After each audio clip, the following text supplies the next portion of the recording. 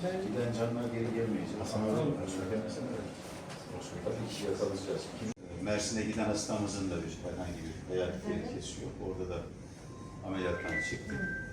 İnşallah takip ediyoruz. Yani hem hafif olanları hem ameliyattan çıkanları başhekimimiz başta olmak üzere takibini de yapıyoruz. Tabii çok üzücü bir olay, talihsiz bir olay.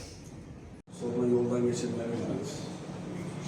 Yani bir büfede duruyor, bu çok şey oluyor. Şöyle çok üzücü olsun ama gerçekten bir sadakan var. Özellikle oyun bölgesinde. Sabri abiye sıkma görüyorum, kalçama sıkıyorum. Ben de Can abiyle yan kasaba gidiyorum, komşu. Onlardan yardım istiyorum. Ondan sonra zaten o anda da dükkanı terk ediyor, kaçıyor. Bizle konuşmadı. Abiye de hoş geldin dedim. Direkt yani böyle sert bir şekilde bakıyoruz zaten. Hiç normal değil her zamanki gibi. Her zaman da öyleydi yani. Daha önce de geldin değil mi? Yani daha öncesinde geldiğinde normal. Ne yaptınız, nasılsınız, konuşun derlerdi ama bu defa hiçbir şekilde konuşmadı. Geldi direkt silahı çıkarttı. Silahın mermisini ağzına verdi. Pompalı mı? Yok, normal tabanca. Tabanca. Tabancayla vurdu. Ondan sonra ben direkt sırtım döndüm. Abi dedim, eğildim yere. Zaten buradan seyirdi. Sonra bağırdım ben zaten. Sabri abi de zaten Hasan Bey'in sucuk et atıyordu. Yakın bir mesafeden boynuna sıkmış. Ben babasıyım.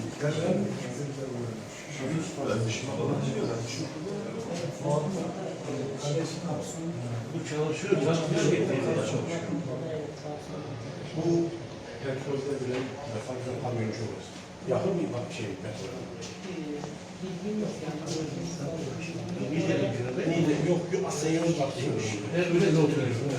Bismillahirrahmanirrahim. Bugün gerçekten Tarsus'umuzda elem verici, acı bir olay yaşandı. 6 kardeşimiz kendini bilmez bir kişi tarafından, uyuşturucu müptelası bir kişi tarafından katledildi. 7 kardeşimiz de yaralı, ağır yaralı olmamaları tek tesellimiz. Maalesef üzücü bir olay. Daha henüz vuran kişi, katil henüz yakalanmış değil. Yetkililerle görüştüğümüzde köşeye kıstırıldığı söyleniliyor. Tutuklanmasının an meselesi olduğu söyleniliyor. Fakat işte insan üzülüyor. Geride bir acısı ve elemi kalıyor. 6 can.